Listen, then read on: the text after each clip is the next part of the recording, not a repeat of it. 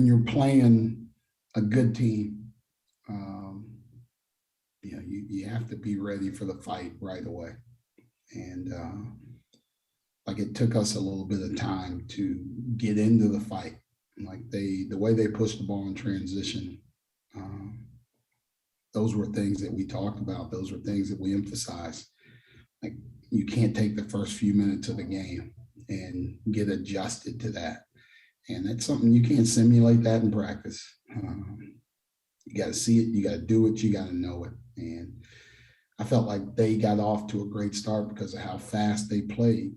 And then that allows them to start feeling good about themselves. If you're feeling good about yourself, like your shots falling, like getting to the free throw line, and like different things happen for you. And I thought we allowed them to get too comfortable too early by giving them too many fast break points to start the game. Start with Mark Brennan. Micah, it looked like at times your guys were actually back in the transition, but just maybe they weren't processing it. Can you explain what was kind of going on there with the transition defense? Because it looked like physically they were where they needed to be. Thanks. You know what? We have to do our job on the raise of the shot. Like transition defense starts when you shoot the ball on offense. And then you should have two guys back for us. Like sometimes three, and they should be back and they should be pointing out where guys are and communicating to the rest of their guys. And we were back, but we weren't set the way we needed to be set. We weren't communicating in the back line the way we needed to communicate. And we weren't building walls. Tyson Walker turned the corner a couple of different times for layups when, they got four guys on the court. Like, they usually have a guy taking the ball out of the net or rebounding, so he's way behind the play. So that's another guy that should be there doing that. So that's something we'll get better at. We haven't played a team that's pushed like this, it's ran like this. But we got to continue to grow and get better. If you give people transition points, it's hard to stop them. David Eckert. Hey, Micah, thanks for your time. Just wondering if you can just share some thoughts on the minutes that Greg Lee gave you guys tonight. I mean, it's just good to have him back. He still hasn't, practiced a lot. It's hard to ask him to do a whole lot. We just wanted to give him a little bit of minutes here and there just to try and get his conditioning back. He hasn't played since like October 23rd. So, but he's a warrior, man. Like for your first game to be Michigan State like that's saying something about him. That's saying something about the kind of competitor that he is, that he didn't shy away from this, not one bit. He wanted to jump into the fight. And so I think he's going to continue to get comfortable and grow and get better as we go, as the season goes on. And, he helps us, gives us, just another guy we can put out there physically, offensively and defensively. He'll be able to do some good things for us. Dave Melandra.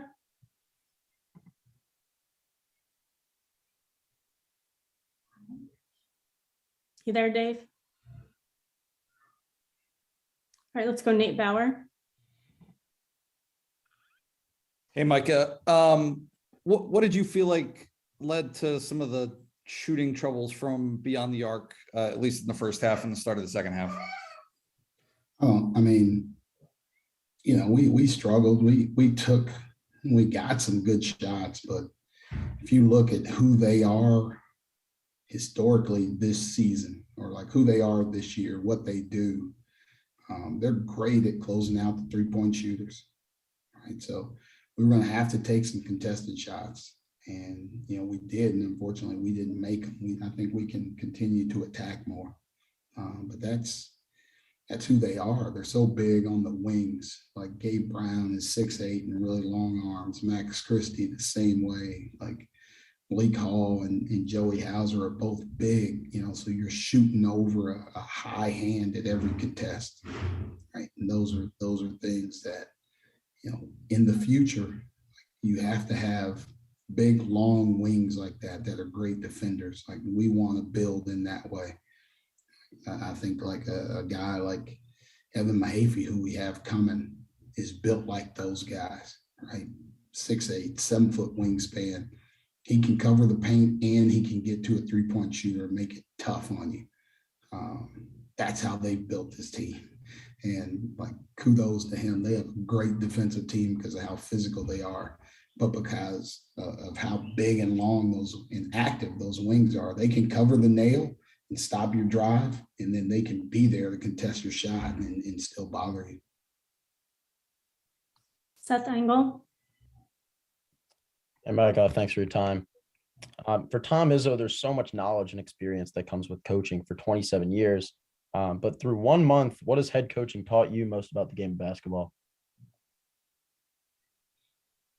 I don't know. There's peaks and valleys within it. I think you have to kind of, stay as sane as possible, stay as calm as possible.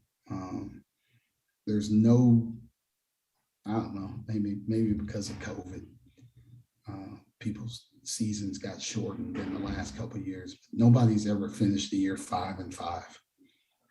So like, I know this is a long season. There's a lot of improvement to be made. We've made improvement so far. They might be slight in what we do, but we're making improvements. We're getting better. Now we just need more time together, more time to gel, more time to perfect what we're doing. And like, you can't panic. Like, I've been in the season when there's 82 games and you learn to move, you learn to grow from your losses, grow from your wins, and then move on to what's next.